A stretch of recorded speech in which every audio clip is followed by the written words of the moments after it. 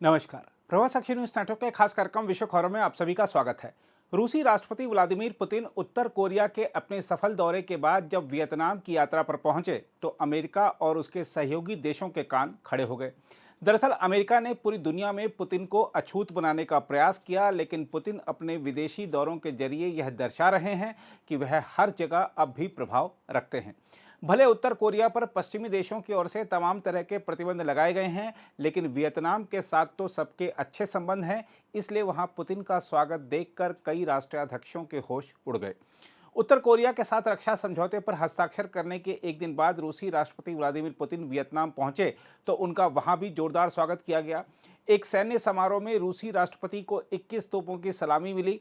इसके बाद कम्युनिस्ट नेताओं ने गले लगकर रूसी राष्ट्रपति की भरपूर प्रशंसा की।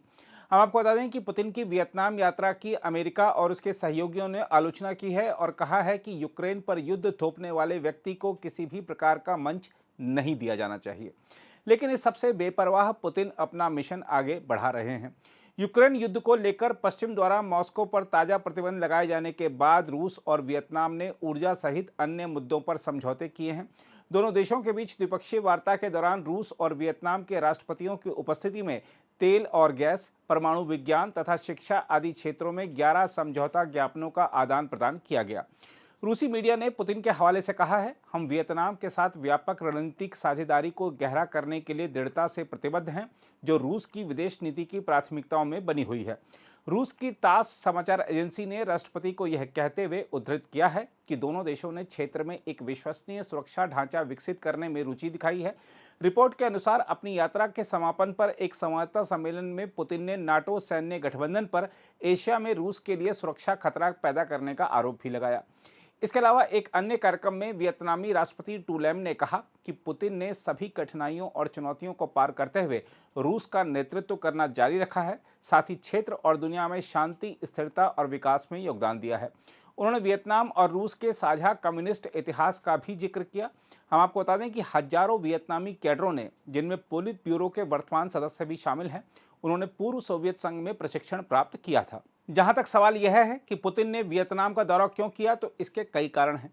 दरअसल वियतनाम एक उभरती हुई अर्थव्यवस्था है। इसके अलावा वह एक कम्युनिस्ट देश है। वियतनाम परिधानों का प्रमुख निर्यातक है और उसकी अमेरिका तथा अन्य पश्चिमी देशों के साथ महत्वपूर्ण व्यापारिक साझेदारी है।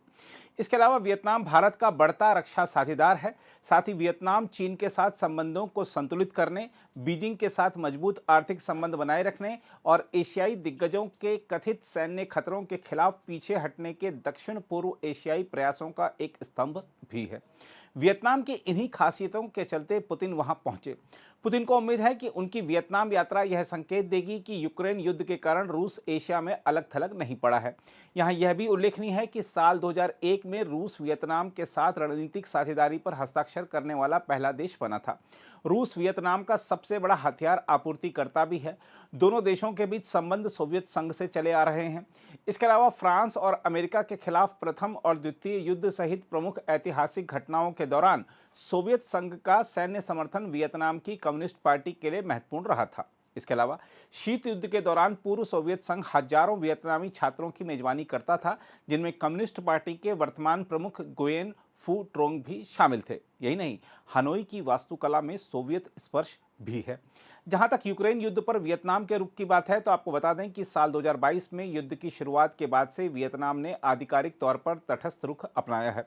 हम आपको बता दें कि वियतनाम और यूक्रेन कभी सोवियत संघ का ही हिस्सा थे, इसलिए इनके बीच एक साझा इतिहास और कुछ हद तक सहानुभूति भी है। यूक्रेन भी वियतनाम को हथियारों की आपूर्ति करता था। कई वियतनामी लोग यूक्रेन में अध्ययन के लिए भी जाते थे। यही नहीं, वियतनाम ने युद्ध के दौरान अंतर्राष्ट्रीय संगठनों के माध्यम से यूक्रेन को मानवीय सहायता भी प्रदान की है। फिर भी वियतनाम पिछले सप्ताह यूक्रेन शांति शिखर सम्मेलन में शामिल नहीं हुआ था और संयुक्त राष्ट्र महासभा में अपने पड़ोसी देश पर रूस के आक्रमण की निंदा करने वाले 4 प्रस्तावों पर भी अनुपस्थित रहा था। इसके अलावा वियतनाम ने मॉस्को को संयुक्त राष्ट्र मानवाधिकार परिषद से हटाने के खिलाफ भी मतदान किया था। दूसरी ओर वियतनाम में पुतिन का गर्मजोशी से किया गया स्वागत दुनिया के लिए हैरान करने वाला था। दरअसल उत्तर कोरिया के संबंध तो पश्चिमी और कई एशियाई देशों से खराब हैं, इसलिए वहां पुतिन का भव्य स्वागत हुआ तो अमेरिका और उसके सहयोगियों को कोई आश्चर्य नहीं हुआ। लेकिन जब अमेरिका का करीबी देश वियतनाम भी रूस के राष्ट्रपति की जय जयकार करने पर उतर आया तो पश्चिमी देशों का चौंकना स्वाभाविक था।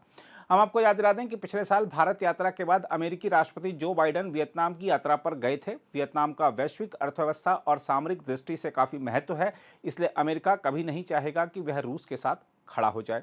अमेरिका को यह बात भी चुभी है कि पिछले साल अमेरिकी राष्ट्रपति जो बाइडेन के स्वागत के लिए जिस स्तर का समारोह आयोजित किया गया था, उसी स्तर का स्वागत समारोह पुतिन के लिए भी आयोजित किया गया।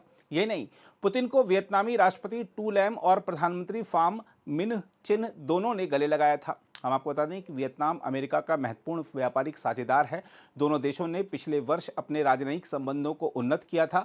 पुतिन की हनोई यात्रा से विचलित अमेरिकी विदेश विभाग ने कहा है कि एक शीर्ष अमेरिकी राजनयिक इसी सप्ताह वियतनाम का दौरा करेंगे और स्वतंत्र और मुक्त हिंद प्रशांत क्षेत्र को सुनिश्चित करने के लिए अमेरिकी प्रतिबद्धता पर जोर देंगे।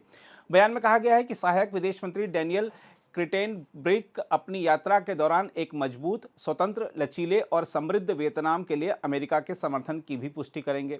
यही नहीं, अमेरिकी वित्त मंत्री जेनेट येलेन ने कहा है कि अमेरिका के साथ साझेदारी के लिए वियतनाम को रूस या चीन के साथ संबंध तोड़ने की आवश्यकता नहीं है। इसके अलावा वियतनाम में यूरोपीय संघ के एक प्रतिनिधिमंडल के प्रवक्ता ने कहा है कि हनोई को अपनी विदेश नीति विकसित करने का अधिकार है, लेकिन साथ ही उन्होंने कहा कि यूक्रेन में रूस के युद्ध ने साबित कर दिया है कि मॉस्को अंतर्राष्ट्रीय कानून का सम्मान नहीं करता है।